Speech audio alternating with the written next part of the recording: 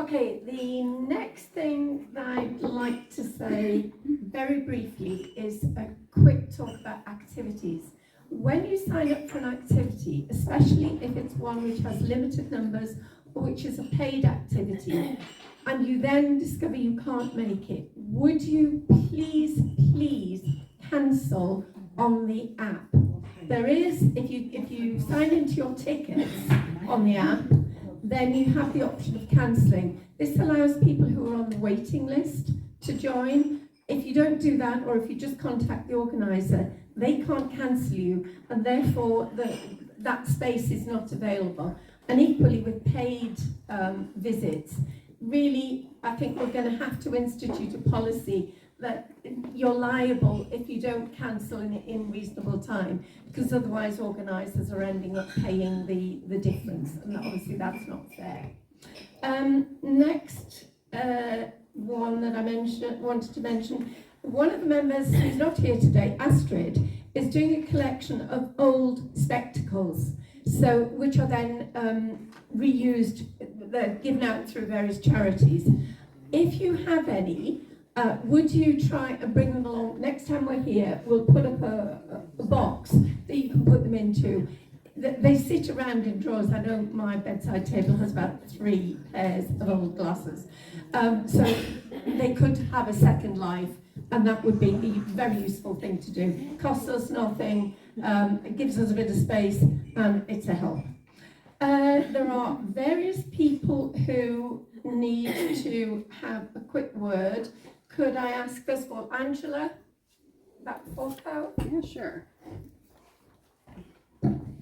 Hi everyone, good morning. So one of the things actually that I wanted to talk about, Denise, if that's okay, just 1 minute. Dorda, where's Dorda? Yeah. So we had a jazz concert on Saturday. It was great. Thank you. Yeah, it was fun. Dorda was beautiful and amazing. And we're only sad that she couldn't sing more.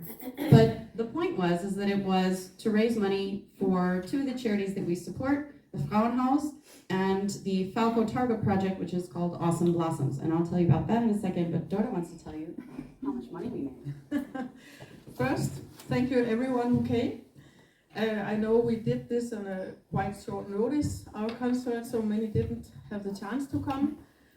So we would look forward to more people for the next concerts. This time we had a total of 28 people there, and many donated more than the 20 euros, so we collected 508 euros for this. So we hope to do more next time. We had challenging, or I had a challenging evening, because there were 2 bands. My band is called Sometimes 6, and there the piano player cancelled in the very last minute, so I had to call the Soul Gangsters, the other band, and ask them, can you do the whole evening? And they could, I think they could have played still. They were unstoppable. So they said yes, and if you want, you can sing a song or 2 with us. So we arranged that. It was a little bit, I had my shoulders up here in the beginning, because I had never been singing on them before. But it was nice. I think in the end it turned out okay, right? Yeah. So thanks again for coming. We hope to see you next time. And I'm Joan and I sang along to pretty much everything, didn't we? Yeah. That's so great. Okay, so Dorda mentioned the next concerts that we hope more people can attend. Currently, they are in production. The next concert is going to be a rock and metal concert. Now I know everyone goes, okay, I'm going to bring my earplugs.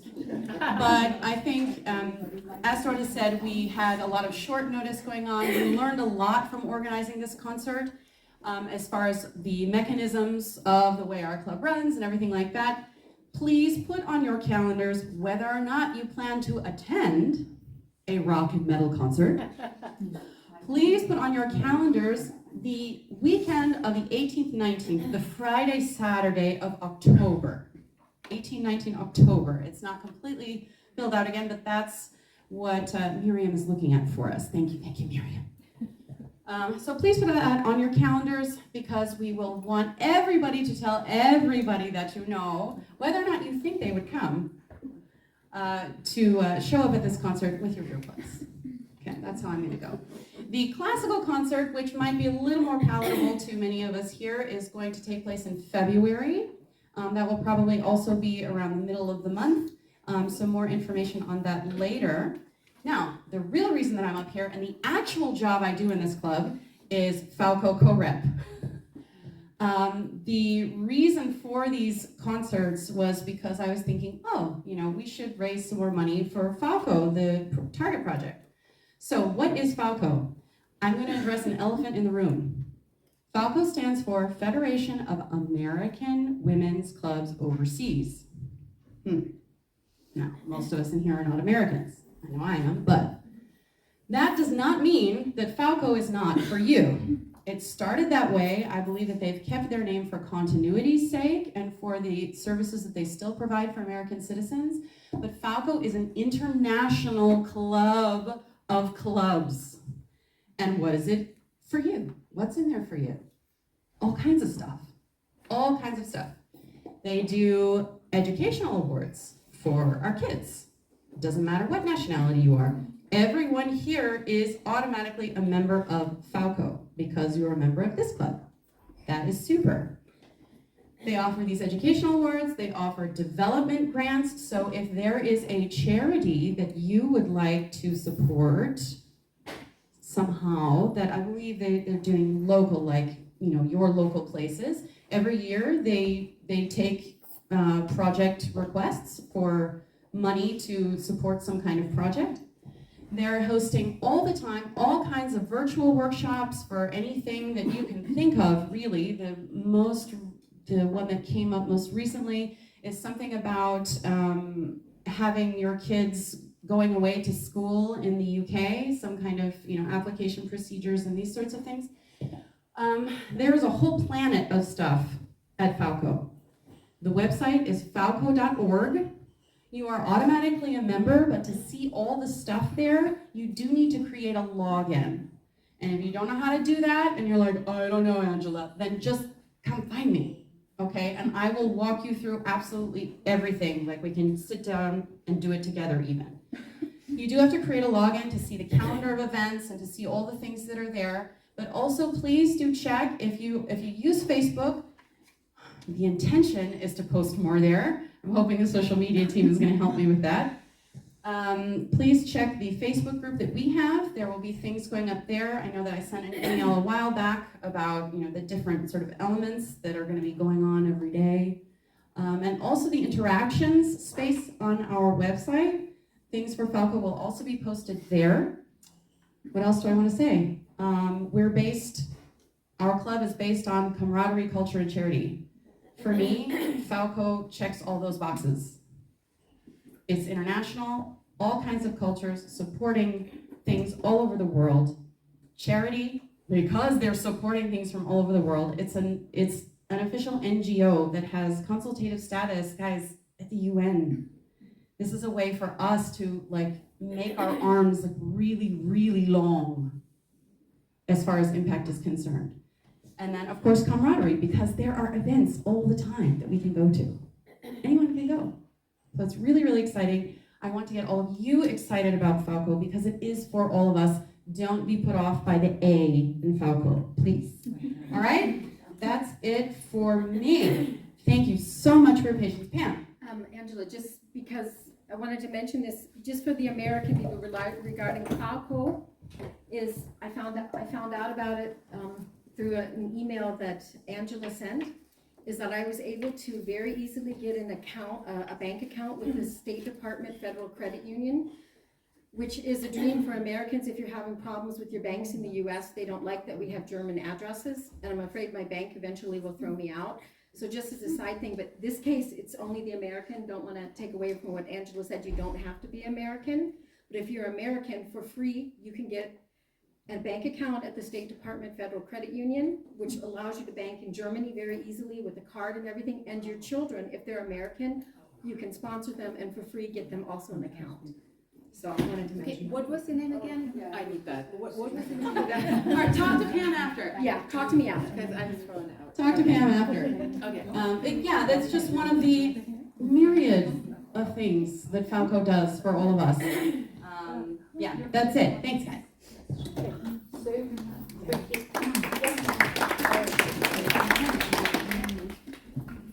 Okay, well, I might add, I gave a speech at the UN once for Falco, okay, for one of the big women's organisations. Amazing. It's a really tiny thing. There is an event which is in the countryside and seeing what you can pick and eat from the countryside. There's been one already, it's very good. There's one coming up. But the initial advert was wrong and seemed to say you had to meet in Pennsburg. And that may have put a lot of people off. So it has now been changed and it's correct on the website. But in case there was anybody who originally looked and thought about going to it and said, oh, I don't want to get myself out to Pennsburg, you don't have to go to Pennsburg. You just go to the outskirts of Munich, somewhere simple. Okay? Thanks. Two very last things. One, how many people would like to go to lunch afterwards? It's quite a lot. I have no idea. We'll decide that when we see how many of us there are. That tends to be the best. Well, in that case, after the meeting, can we all meet over by the piano and then we'll decide on where we're going. We can go in a block. And I hope we'll be able to take our visiting speaker. The only other thing I wanted to say was we do have some flyers. So we've had some new flyers printed. They're a bit brighter than the last ones. If you are a member of an organisation where you think, oh, it might be possible that other people there would be interested, then feel free to take a couple with you. They have a QR code so that people can easily access the information. I'll leave them on here till the end of the meeting. If you want a couple, please take them and see if anyone else you know is interested. Okay, I'll now pass over. Yeah, sorry. Oh, sorry, yeah, of course, yes, One more absolutely. No worries. Today. Good morning, I'm Jennifer Hoagie. I am a part of the nominating committee for the 2025-2027 Executive Committee. It's an honor to be a part of this group. I just want you all to know that I take this very seriously. I work with Susie and with Monica, who are here today, and with Philippa, who is not here today. And I'm just here to remind you and encourage you to make nominations for the executive committee. We're looking specifically for a chair and a treasurer. On May 16th, we sent an email with the link to the online nomination form. We've had a few people fill those out, and thank you for that. We appreciate it. We are hoping for much more participation. The deadline will be July 17th, and we will take it from there. In case you've lost the link or the email, you can access it under the member area on the website. It's in big capital letters. It says, nominate someone to the next executive board. While conversations and emails are wonderful, we can only look at those who have official forms turned in. So please take the time to do that. If you do have technical issues, just reach out to one of us. In fact, I'm meeting with someone after the meeting today to help them through one such technical issue. So thank you for your time and your participation.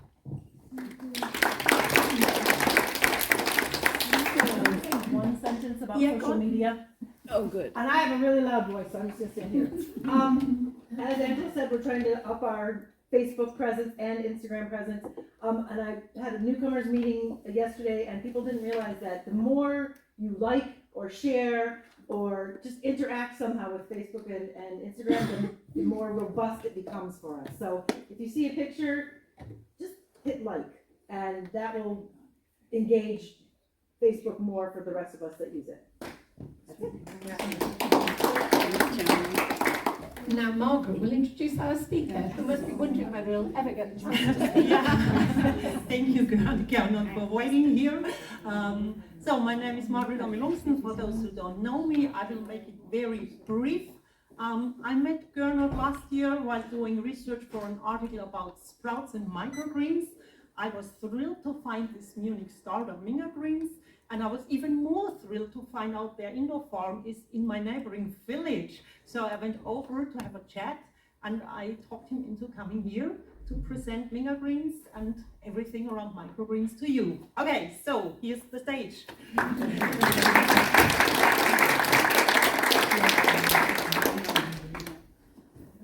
Hello, from my side, my name is Gernot. Now I'm really nervous, so many people, so many faces, and so many expectations that were raised up front. Can you hear? Maybe the lights should. But we don't see the present. There we go. Yeah, very good.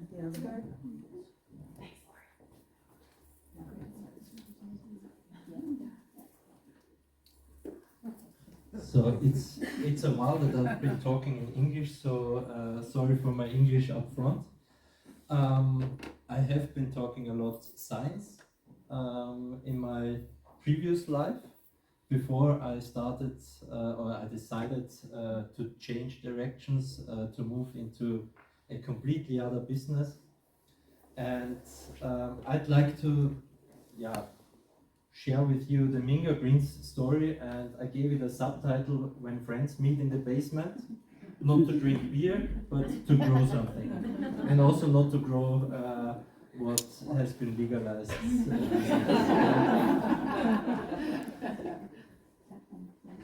So I first spend a few words about our story. Then I'd like to just introduce you to the concept of indoor farming.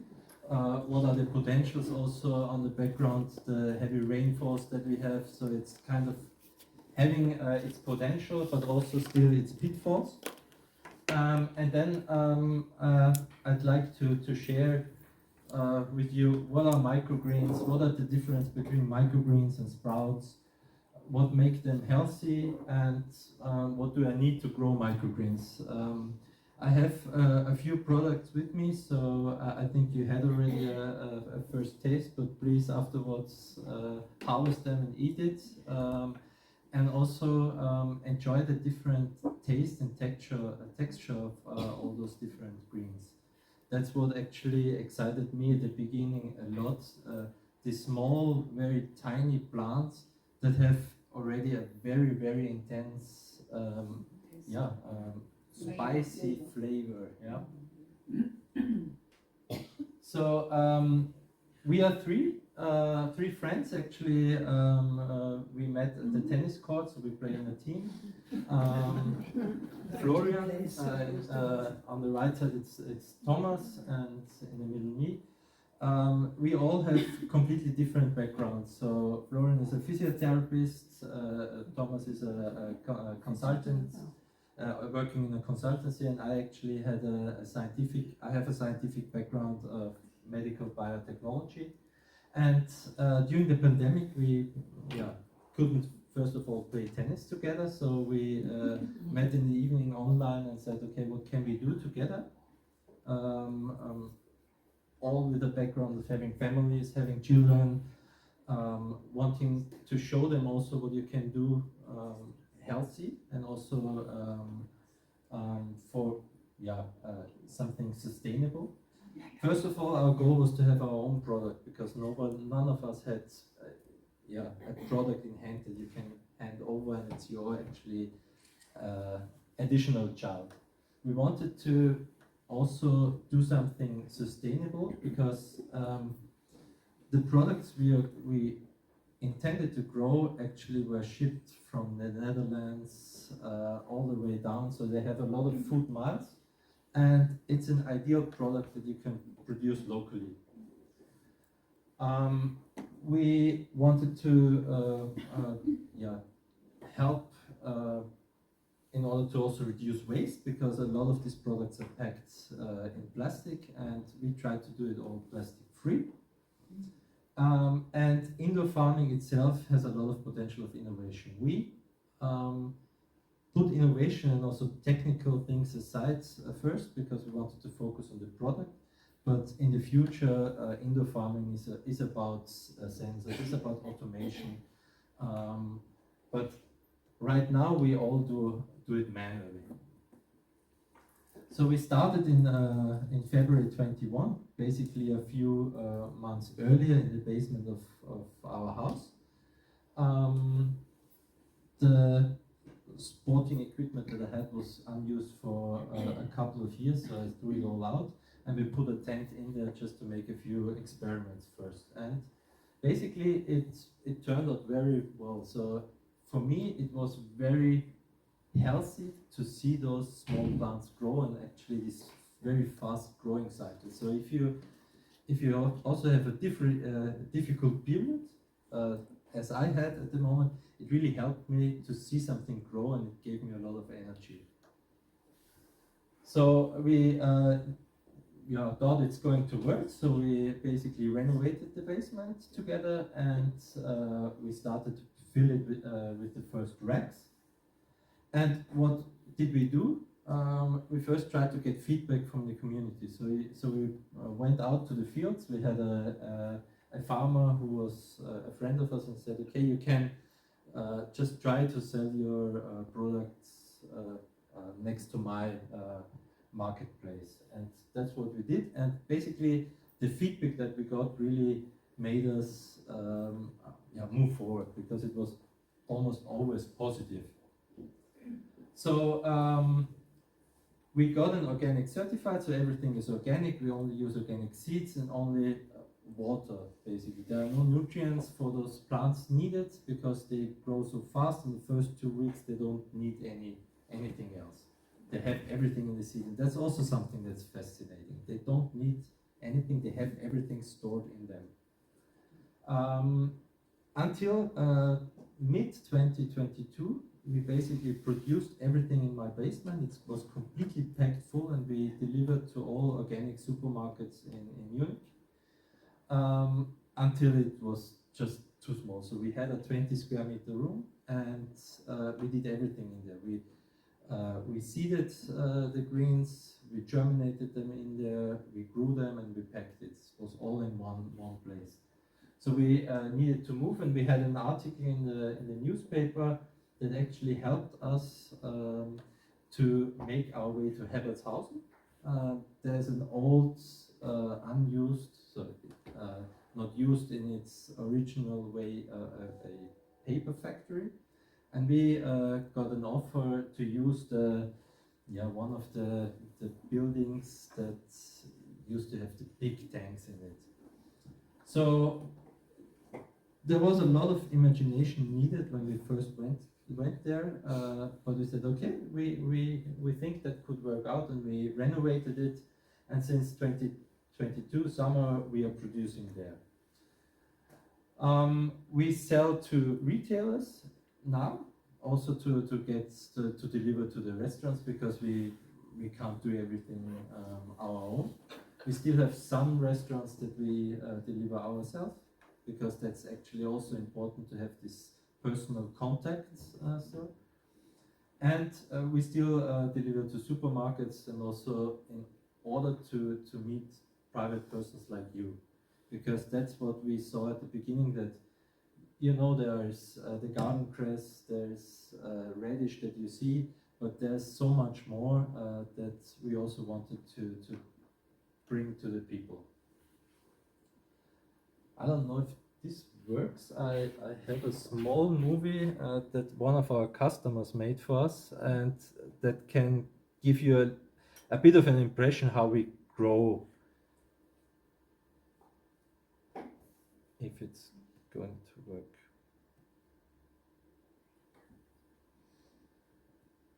Yeah.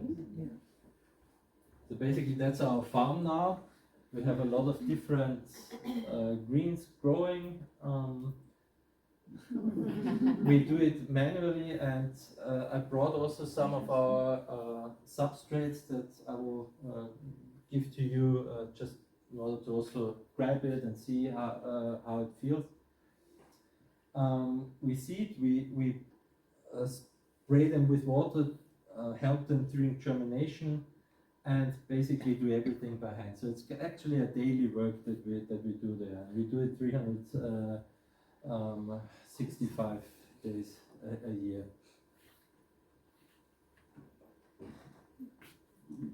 So basically that's where we are now. We are trying to grow this year. We are very lucky with our employees that actually came to us in order to work with us. So it's not that we are actively searching, but we are lucky that people come and say, okay, we like this topic, and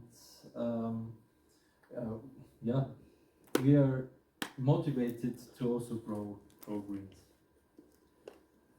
So now I've talked already quite a while. We are doing indoor farming. Indoor farming in a vertical way. So indoor vertical farming, that means we produce plants in multiple growing layers, like you saw the racking systems. Basically, that's is the idea to maximize the area of growth. So in a very small room of 20 square meter, we had 20 square meter really.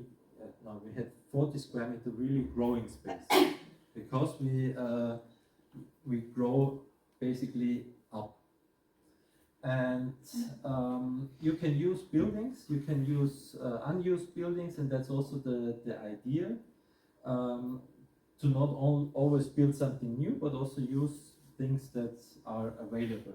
You can go to basements, garages, or free production halls or unused buildings. It has its potential of innovations, so sensors, automation, now also with the artificial intelligence, to make image analysis, to optimize growing, and also to increase the quality of the products. The basic setup, basically what you need is a rack, you need light, yes, indoor, and that's the main also driver of electricity consumption that you have, besides the HVAC, so the ventilation and climate control. So you need lights. We use LED lights that are specially developed for growing plants. So it's a full spectrum. You don't only have one wavelength, but you actually try to mimic the data. It's also often the question, okay, do you light the greens the whole day? No, we also have a day and night cycle. So it's about like 14 hours that they have light, and then the lights go off, and they also have the chance to relax again in the light.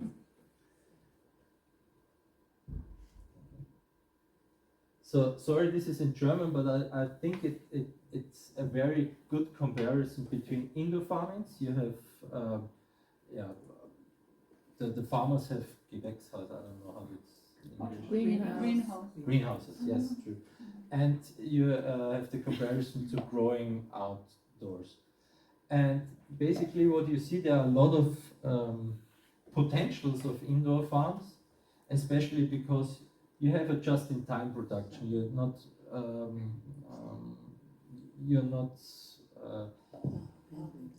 depending on the weather outside, whether it's warm or cold. You do not need any disease control, so you do not need pesticides. That's a very big advantage, and basically there was a large hype about indoor farming, and I'm also a bit, I'm not saying, okay, it's the solution for everything, because you still have things to solve, and it's electricity. As I said already, you need light, you need electricity for light, but also for controlling the climate indoor. And basically it's made for using renewable energy, so using energy from the sun, from the wind, in order to make a farm self-sustainable.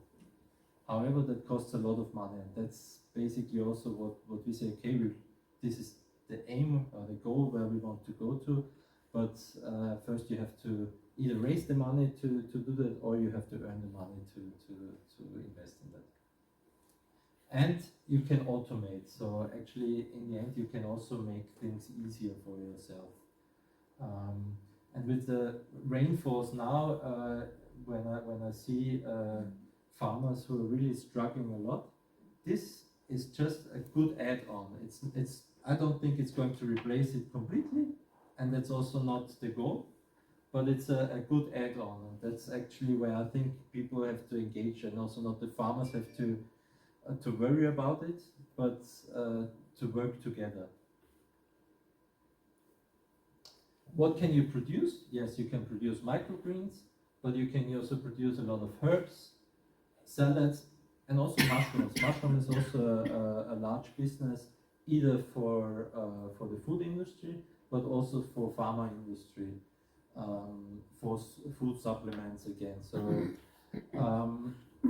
the potential why we went for microgreens is first of all the growing cycle. So you have a very fast turnover.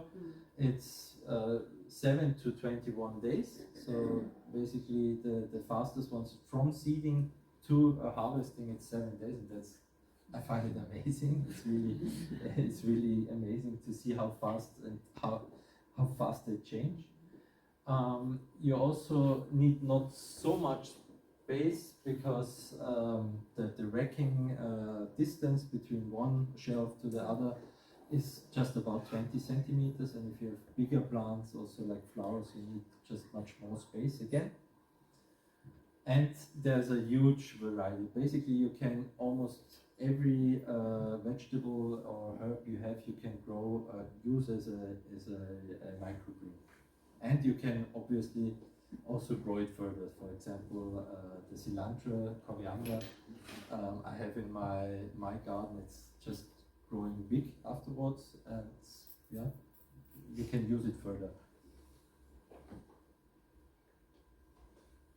Microgreens, per definition, are seedlings of vegetables and herbs that have formed the first leaves, and these are called cotyledons. I don't know if I pronounce it, probably not. Basically, these are the first leaves that are eaten, and it's a microgreen until the first true leaves are emerging. The true leaves mostly look completely different from a radish. The first leaves are very roundish, and if you grow it further, it gets like a tic-tac leaf. Microgreens, in comparison to sprouts, they need a growing medium. Can be soil, easy. You can use hand mats, you can use cocoa mats, you can also use a cocoa soil. It's like it's a compressed block that you buy, and you fill it with water, and it enlarges. And what is really important, and also a difference, microgreens need ventilation, because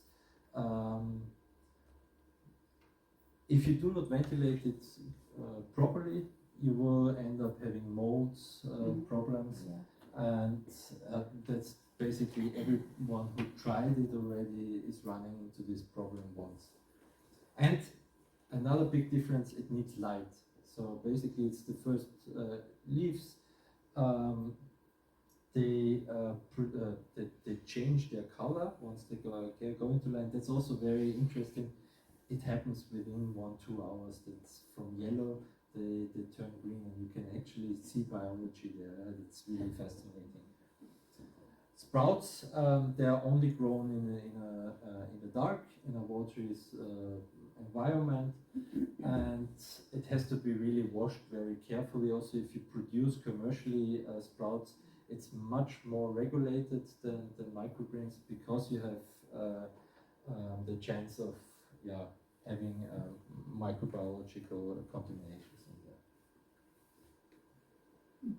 Why are they so healthy? They're really nutrient rich, and there is some literature about it, that some of the greens, and also for some of the components, it's not for all again, so that's what I always stress, that it can be more concentrated than in the grown-up vegetable. It's packed with vitamins, minerals, also antioxidants, where the broccoli is quite famous for also, and broccoli is also one of the greens that is researched a lot. So there is research using the ingredients of broccoli microgreens in cancer research, and it's actually quite interesting. There are a lot of enzymes, fibers, and also phytochemicals. And due to this, I say, I mean, it's again not the solution, but it's a really good add-on to a daily diet, where you can easily pimp up your salad, your bread, or also just eat it raw.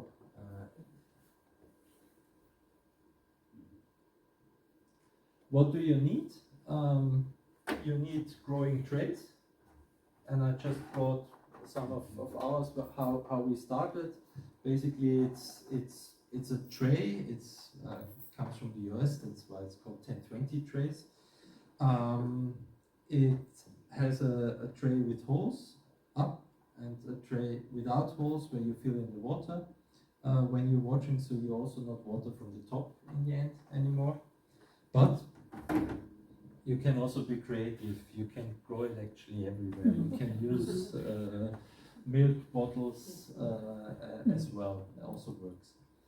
We now ended up using boxes that actually usually used in bakeries, because it uses up our racking space much more efficient, and also the ventilation is better. So again, we have less problems with mold. You have growing mats, and I've brought some. Maybe you can also put it around. They are hemp mats, but I also brought one that is from sheep wool. It's developed from one of our a company that we work together. Some of the varieties are growing better on the sheep, but most of us we grow on hemp. We have one or two still, like the cilantro, who needs soil because it grows a little bit longer, so it takes 21 days, and then it needs a little bit of nutrients, and we do not supply externally, so the nutrients from the soil are then enough. Do you throw those away after every use? After use, they can be put on the organic waste. Okay. Yes. Yeah. So it's only one time? Yes, because still, I mean, you have a lot of microbiology in there. If you would reuse it, it will not turn out good. Maybe also one of the most important things are high quality seeds. That's what I tell everyone. Do not save money on seeds, because it's very important that they have a high germination rate, because every seed that is not germinating is a potential source of mold. Yeah. So I tried sprouting like this, and I had good success with the seeds. But then I tried to do cucumbers with the box and everything, and the leaves were only this big. So I wonder what I did wrong. Which variety? Which variety? Cucumbers. I don't know. I think I was So just normal cucumbers, and the leaves would come out, and they took forever to get out. And it was in the San Diego light. How do which you know? substrate did you use? You just grew it on. Which what? Which I did it substrate? like this. Okay. With Maybe And we can. ladies, maybe we postpone the questions because we have time afterwards. Yes. Let's finish the presentation first, please. Thank you. So you can also come to me. I can recommend you some seed sources, and then you can either use it. I mean, if you grow it at home, you can also use it with natural light. Obviously, you put it in your window. but indoors we depend on artificial lighting. I have one movie of our of a company that we work together who is selling a kit, and actually I do not want to sell anything here, but I thought the movie might shows you a little bit how easily you can grow it at home with very that's also very interesting and different from variety to variety. So radish actually loses its spiciness, while other greens like rucola, it actually gets more spicy the longer you grow it, and that's also fascinating. So I would always recommend trying with radish first. Then you have different varieties of kale, kohlrabi for example, or rotkohl, that are very easy to grow. Broccoli is also one of my favorites, although at the beginning we had a lot of problems with it, and we found out that actually it's a variety that needs a lot of ventilation. And otherwise I would just say try it. Most of the seeds, like the small seeds, do not need any pre-treatment. If you try peas, for example, it's essential to soak them first in water, because you buy them dried, and they need to first soak up the water in order to be able to germinate.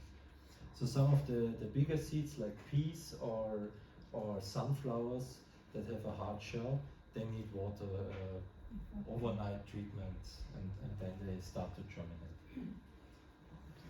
So basically, why microgreens? It's to boost your nutrition, but also it looks very nice. So that's also something you eat also with your eyes. You can put it actually everywhere. If it's on salads, on soups, on if you have a pasta, put it on it. It adds something to your dish. You can grow your own. I mean, you can also buy it, obviously, and just try and experiment with it. That's what I tell to everyone. And yes, it needs daily treatment, but also if they once fell over because they are dried out, do not throw them away, give them water, and mostly they will get up again. And yeah, incorporate microgreens into your daily routine for a healthier and more vibrant lifestyle. That's what actually the message I'd like to deliver today. Thank you.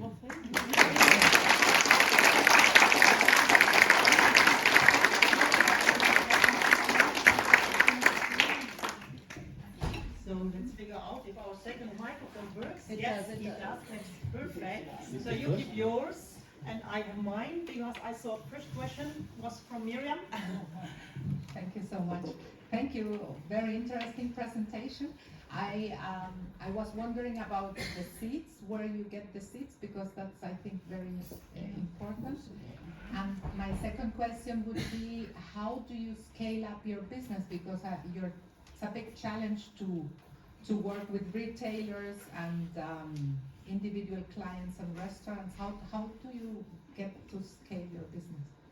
Okay, so first of all, we have a couple of seed suppliers, but there are ones that also private people can use. It's two German ones. One is called Keimgrün, and one is called actually it's called Seed Shop 24.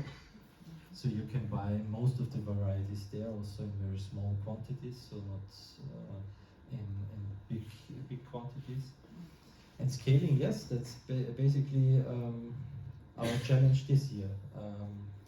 It takes a while to get into this business, because we are all not from this world, let's say, from restaurants and chefs. So it's very special. I mean, they are.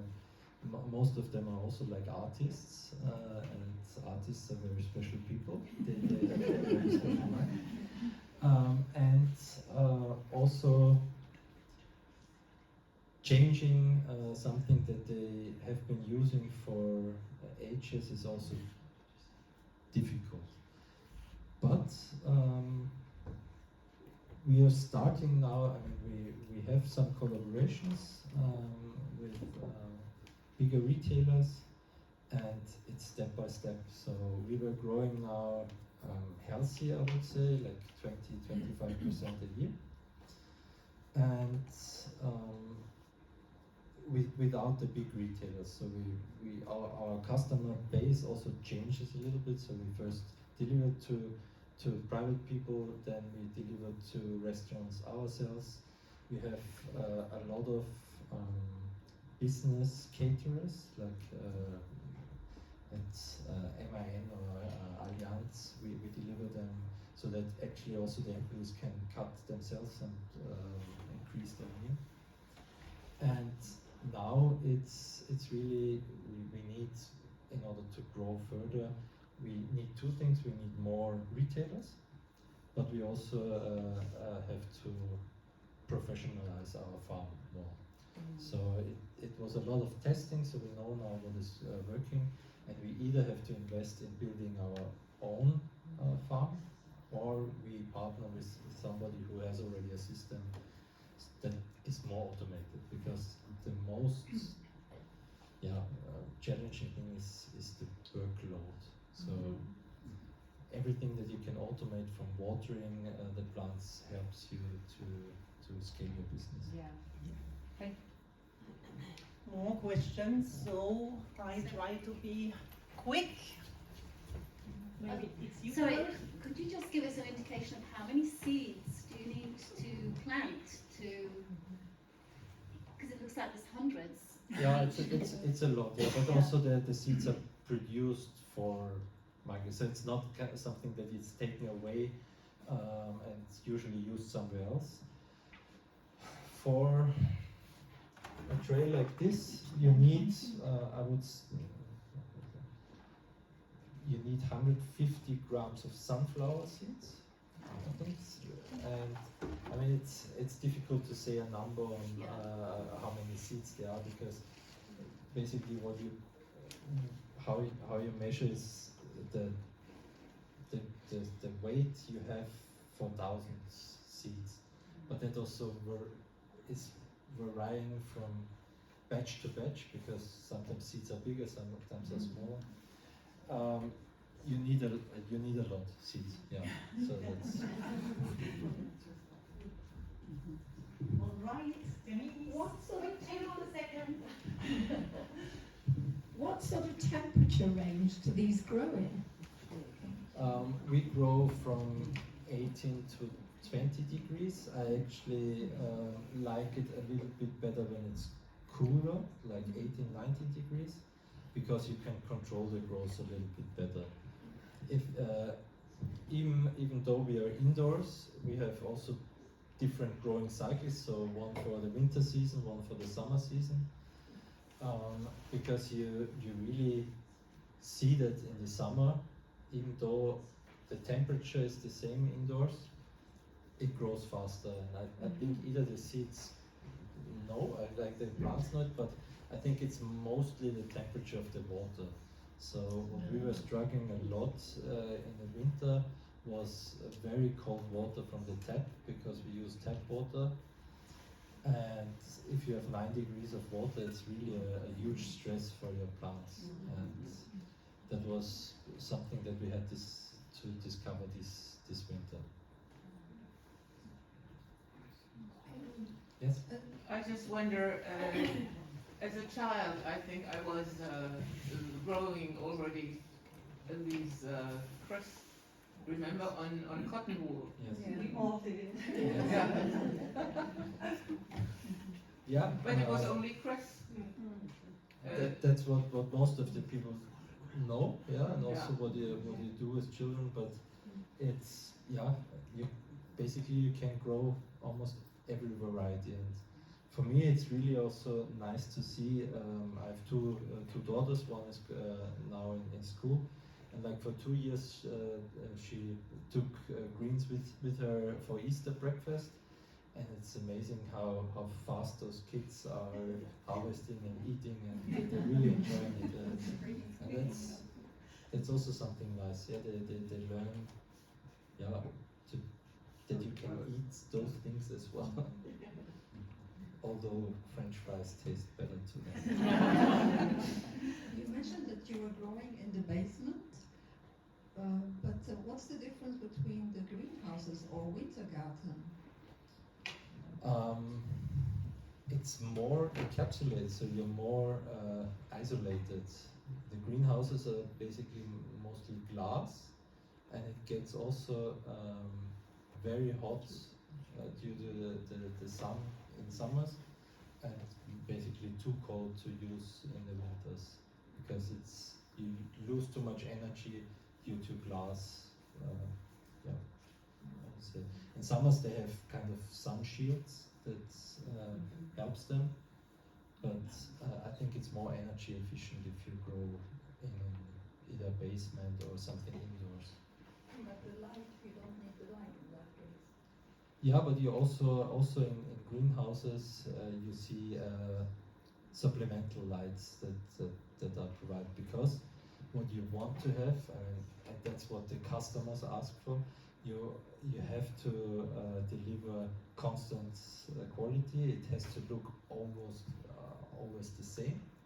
That's what actually also people have to learn, that if it looks a little bit different, it's not worse. But not this industry yet, so they expect that it's every time the same. And if you have low light due to cloudy weather or raining, then you have a different growing cycle. Yeah, and that's also one advantage of indoor in a basement, in a hall. But as I said, it's not going to replace it completely. It's just something additional. Do we have more questions? I do. Yeah.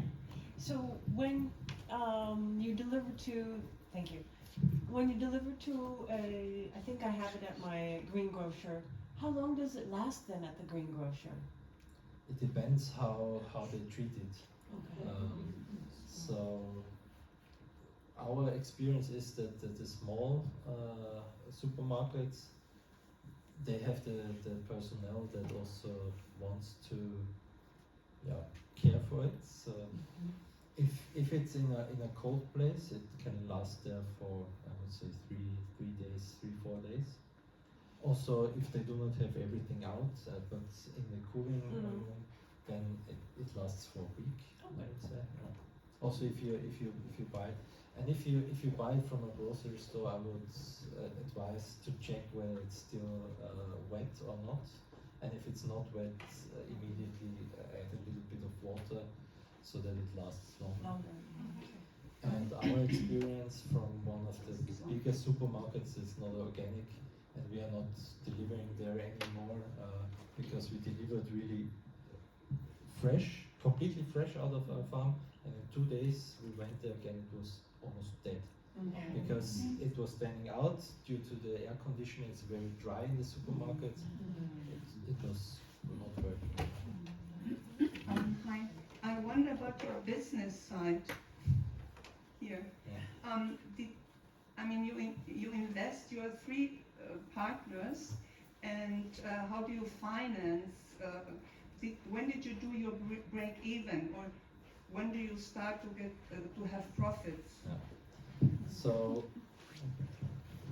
we went into the microgreen, and actually our first idea was to go into aquaponic.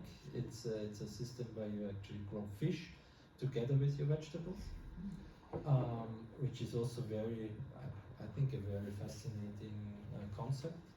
But you need much more invest in facility, and that's what we said. Okay, here in Munich it's very expensive to rent something. That's why we started in my basement, which was cheap.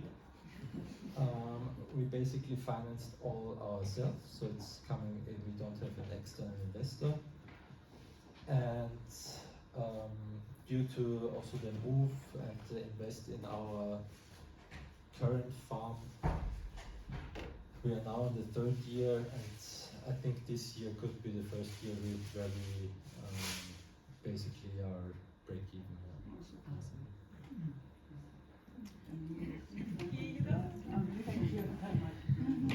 I have a similar question to the price structure. I guess you don't have the same prices for the retailers and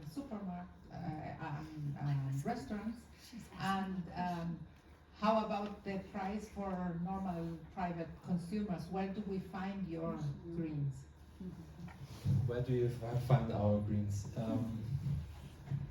That question is getting increasingly difficult to answer, because at the beginning we were delivering to the supermarkets ourselves, so I could tell you, okay, go there, you can buy this. Now I know for sure you can buy it at the Viktualienmarkt.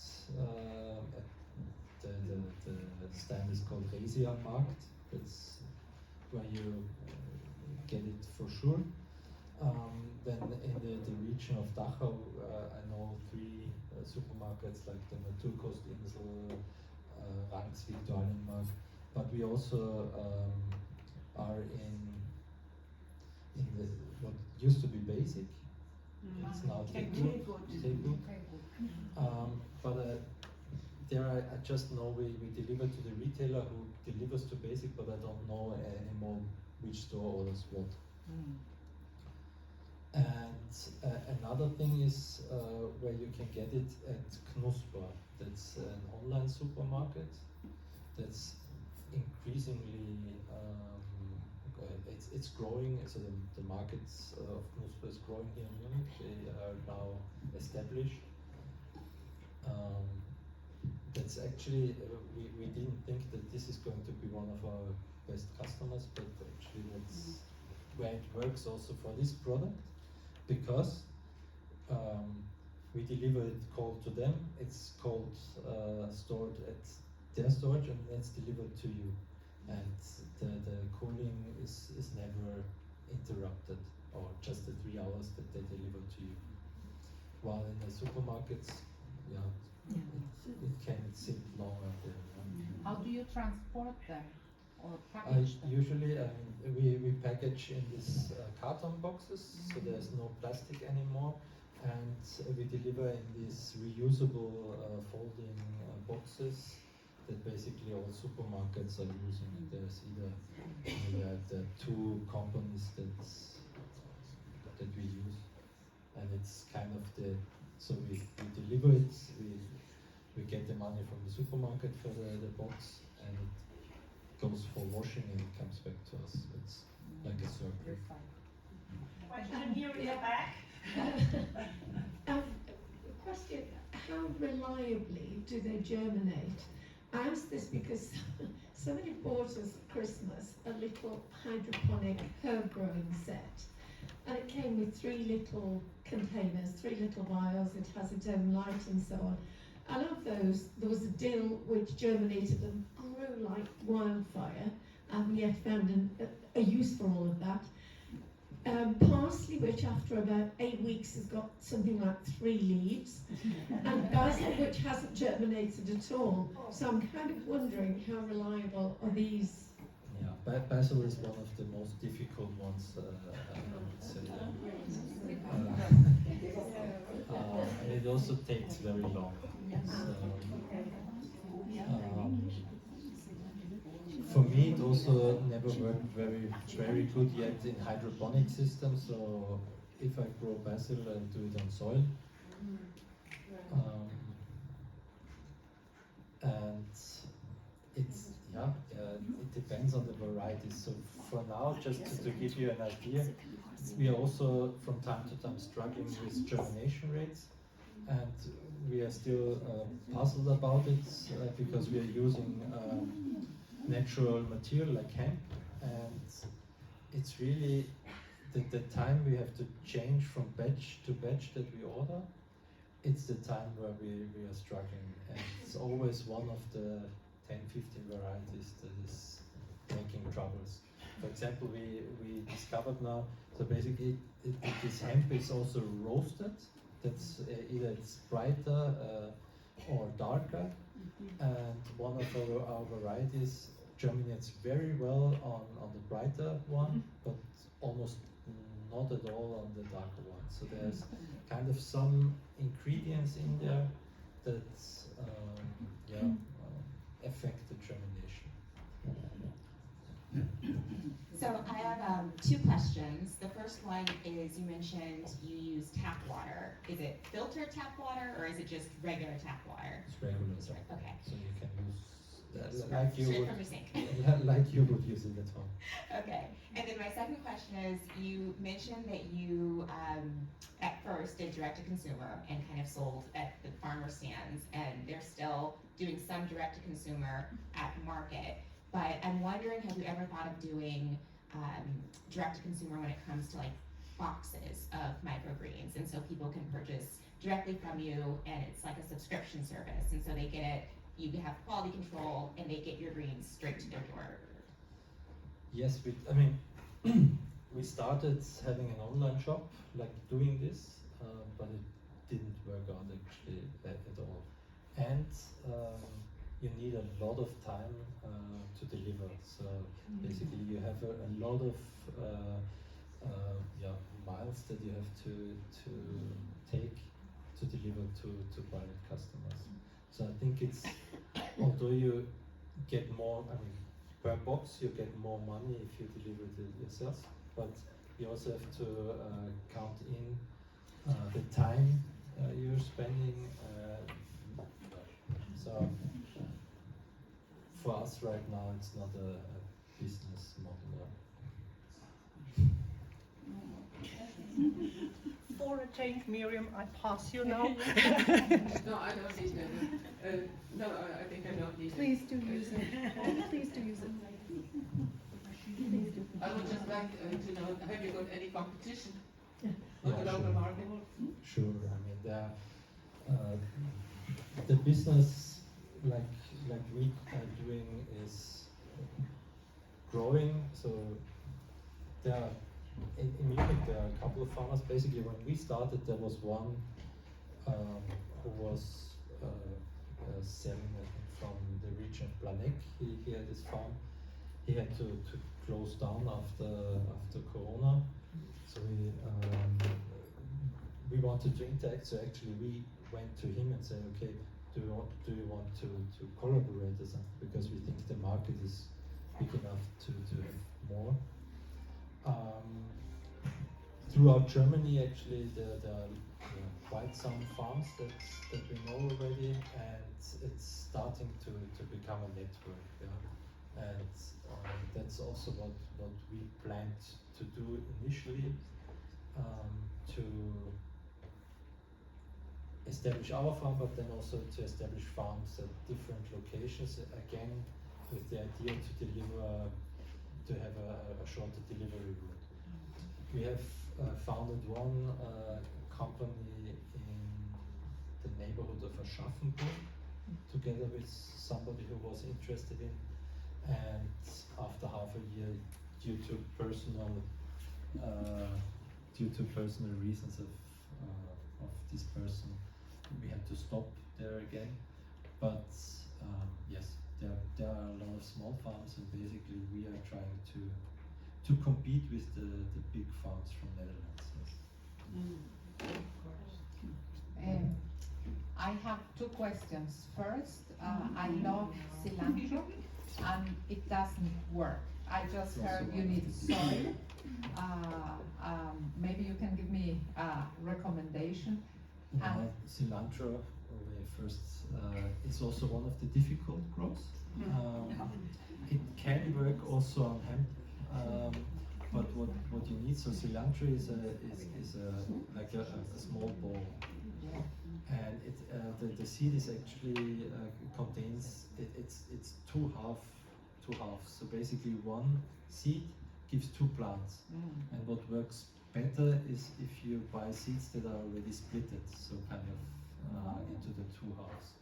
That's something, and also it needs treatment of water, so you have to soak it in water at least overnight. Before the soil? Before you put it on soil. Okay. Well, I'll try, thank you.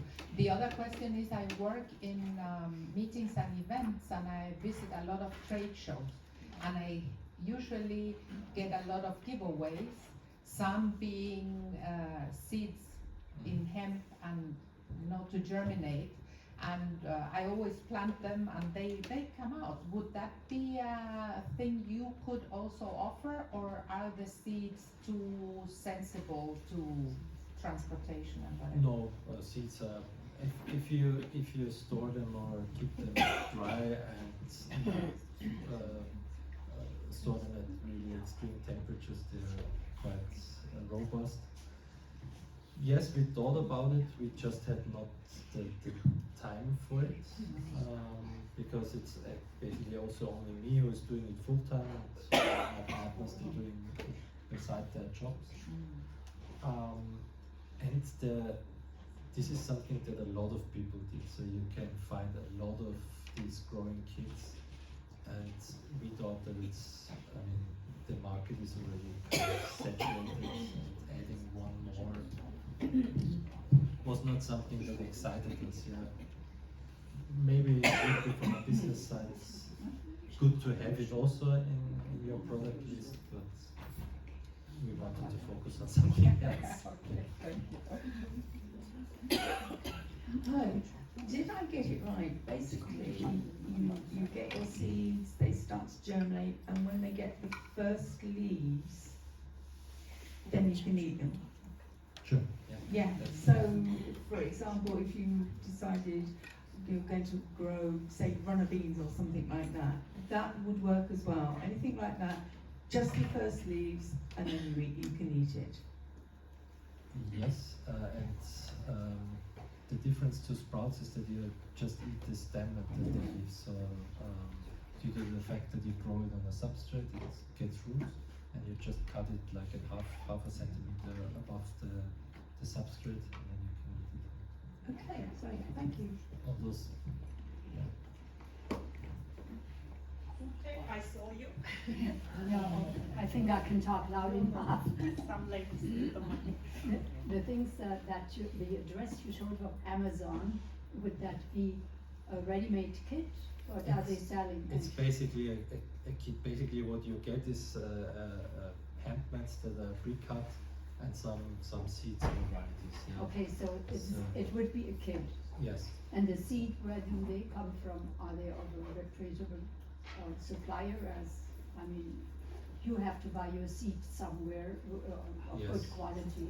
So Basically, what we work most of the time, we work with this company together. It's an Italian company in South Tyrol, and most of the seeds, they come from it. So Italy is a very strong country producing seeds. it would be a good quality. Yeah. Ladies, I think we should wrap it up now. We are here discussing vividly, but it's almost 12, so if there is one last question, I'm going to accept it. No. Okay. So I really have to thank you, Gernot, for having so much patience and introducing us to this fabulous world of the tiny little things, and I hope we all got some inspiration. And there's still something left, so you can get your sample and nibble on it and try something which you don't know. So I fell in love with the sunflowers last year. I didn't think they were so great. Thank you very much. We do have a little token of our appreciation. As we heard, you can't join us for lunch because he's meeting his auditor for getting his bio certificate, so clearly that's more important than